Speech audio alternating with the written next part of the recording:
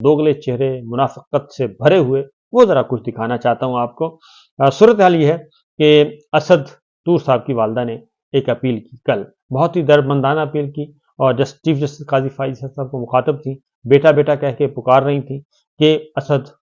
तूर को इंसाफ फराहम किया जाए, क्योंकि असद तूर 3 हफ्ते से वो कैद में हैं और अडयाला जेल में हैं, और उनकी दरख्वास्त की जो दरख्वास्त जमानत है उसकी भी सुनवाई नहीं हो रही। मामला चीफ जस्टिस काजी फाइज साहब की अदालत में गया, और वहां पे गया तो सारा कुछ मान लिया गया कि जनाब FIR भी गलत है, हमने भी नहीं करवाई, अदलिया का भी कोई ताल्लुक नहीं है, ये FIR भी गलत हुई है, लेकिन उनकी रिहाई का कोई हुक्म सादिर नहीं किया चीफ जस्टिस काजी फाइज ईसा साहब ने। और अब उसका नतीजा ये निकला है कि उनको कोई भी रिहा करने के लिए तैयार नहीं है।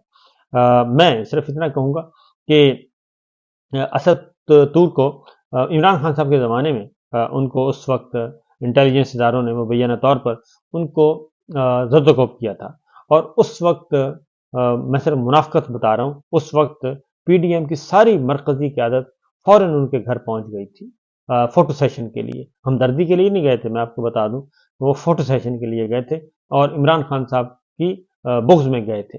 तो इमरान खान साहब का हालांकि उसमें कोई रोल नहीं था, ना ही असद तूर को ज़द-ओ-क़ौफ़ करवाने में, ना ही मतीउल्लाह जान को उठवाने में, ना ही अबसार आलम को गोली मरवाने में। इसमें उनका कोई रोल नहीं था, लेकिन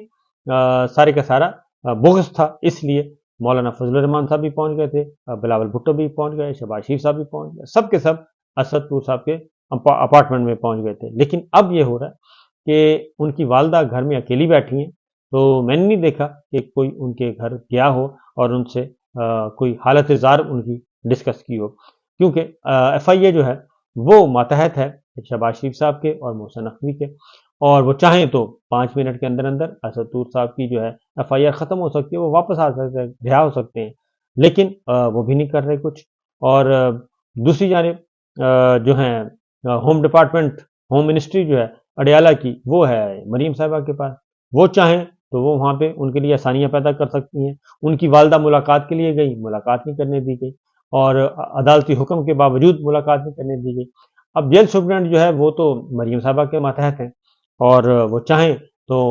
दिन दिन क्या रात को भी मुलाकात करवा सकते हैं, लेकिन ऐसा कुछ नहीं हुआ। सब के सब जो मुनाफिकाना किरदार हैं वो सब अपने अपने घरों में बैठे हैं, और असद तूर जो है वो जेल में है। तो आज भी भरपूर किस्म की नुमाइंदगी थी, सहाफ़ी बिरादरी भी गई हुई थी Islamabad high court chief justice साहब की अदालत में, लेकिन उन्होंने भी आज नहीं हेयरिंग की, और उन्होंने भी समाअत जो है वो गैर मुअय्यना मुद्दत के लिए मुलतवी कर दी, और उन्होंने कहा जी दोबारा फिक्स करेंगे। तो ये हो रहा है। दूसरी जानिब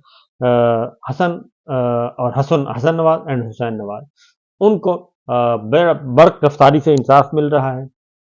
और पहले उनके दायमी वारंट कल उनके सस्पेंड हुए, और आज उनको मजीद रिलीफ मिला, और आज उनको हाजिरी से इस्तिस्ना दे दिया गया कि आप लोगों को आने की ज़रूरत नहीं है, आप आराम करें, आपके प्लीडर आ चुके हैं, तो बस प्लीडर के जाने और हम जाने। लिहाजा ये काम हो रहा है, इसे कहते हैं मुनाफिकत और दोगले चेहरे। बहरहाल हम सिर्फ दुआ कर सकते हैं, कोशिश कर सकते हैं, आवाज़ बुलंद कर सकते हैं, वो हम करते रहें।